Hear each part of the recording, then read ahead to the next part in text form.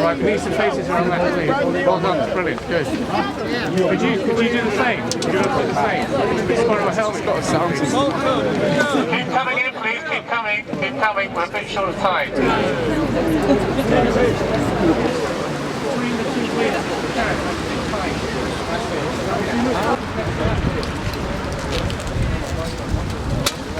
Good, what's your name again?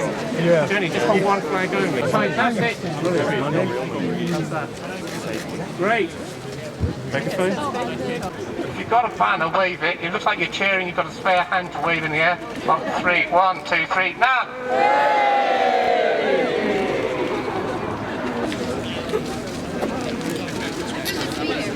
Good. Great. Look at this way.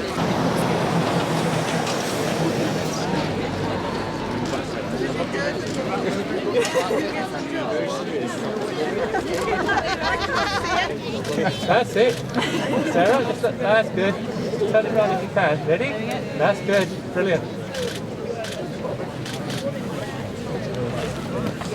It's okay. We know.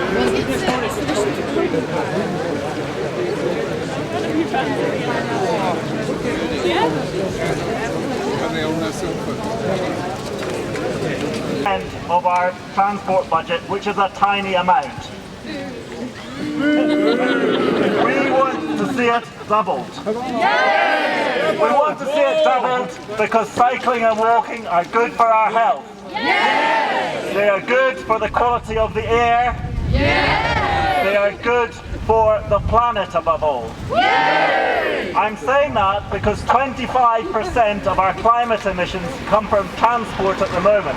75% of that is from transport on the roads. That is not good enough. We need to change it. Yay! Yeah, right. Scotland has a fantastic vision. We're looking for 10% of all journeys to be taken by bike by 2020. We can do that, but we need money to do that. We need funding to do that. So we need double the funding that we have at the moment. A small shift, a small change in the transport budget makes a huge difference, a big change in what our emissions are and what we can do in cycling and walking.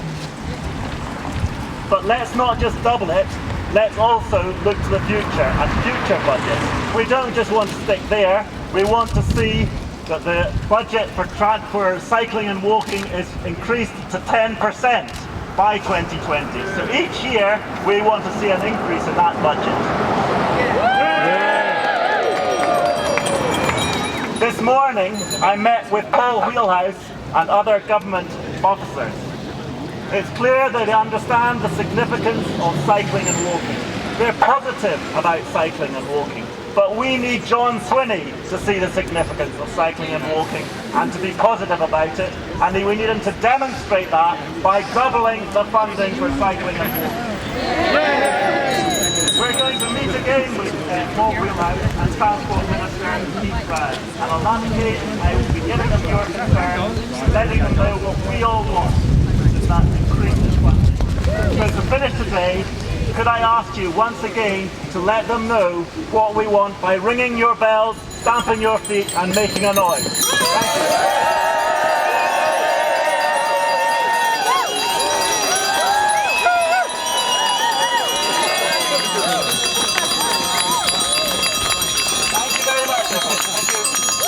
Thank you.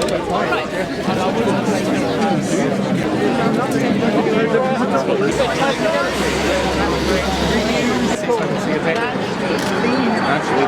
I'm one of the Edinburgh MSPs who's been campaigning vigorously for more investment for cycling and for cyclists. So I'm delighted the Scottish Government has committed £20 million of additional funding, but we need to sustain that investment over the coming years, otherwise we won't meet our ambitious cycling target of 10% of journeys by bicycle by 2020. So we need to keep up the pressure, we need to make sure that investment is sustained, we need to make sure that we achieve our ambitions to be a cycling-friendly nation. I'm really pleased to be here today joining Stop Climate Chaos, who represent a huge range of organisations who are calling for double investment in infrastructure to make cycling and walking safer in Scotland. You just need to look at the number of people gathered here to realise that this is an issue that's really close to people's hearts. There's nothing not to like about investing in walking and cycling. It's good for our health, it's good for the economy, it's good for the environment.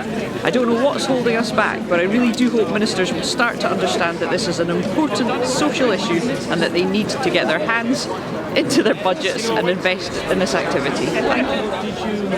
I'm Claudia Beamish, MSP for South Scotland and Shadow Minister for Environment and Climate Change, and I'm also Deputy Convener of the Cross-Party Group for Cycling. I believe passionately that we must have active travel, walking and cycling, for health reasons, for climate change reasons. We've got to have the right infrastructure, we've got to have the right support, we've got to have the safety issues sorted, and I'll be pushing really hard on those with my party and in a cross-party way. In practice, what it means is that we could make it easier, more attractive for people to get out of their cars and onto their bikes. So improving routes along roads, improving cycle paths off the roads, and making it more attractive for pedestrians to be out there rather than constantly focusing on the car and making things better for the car. Yeah,